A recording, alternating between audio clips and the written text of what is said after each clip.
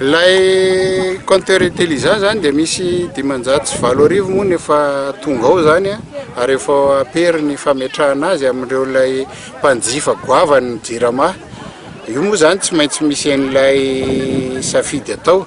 hoe ireo 520 ireo zany no miantoka ny apahany be indrindra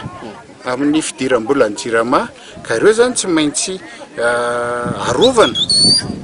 Amin'ny teny frantsay hoe faut qu'on s'assure de rentrée de l'argent zany, assurena zany fidiran'ny volan'ny jirama dia nefa assure fa ho azo zany no tsy maintsy iantohana. Dia zay mahatonga ny hoe le 520 tena lehibe zany no menan'iny zavatra politika mpitantanana mitsotra sady mazava izany. Ka ny manaraka zany dia efa hitantsika amin'ny gazety reny ny tolo-bidy izay nataon'ny jirama famatsiana compteur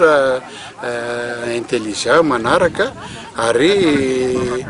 efa misy ihany koa zany ny compteur mahazatra amin'ny jirama ao dia mahatonga n'ilay hoe fitohanana dia arak'izay resahako izay hoe tsy maintsy mitandrina ny jirama amin'izao fotoana izao ny amin'ny hoe manahoana ny toerana misy an'ireny trano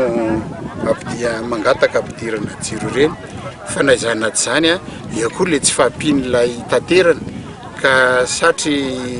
ampiditra n'le jiro any tranon'olona daholo metaka compteur kanefa ilay transport iatohana n'ilay tanjaky le jiro akany tranon'olona tsirairay ihany tsy maharaka.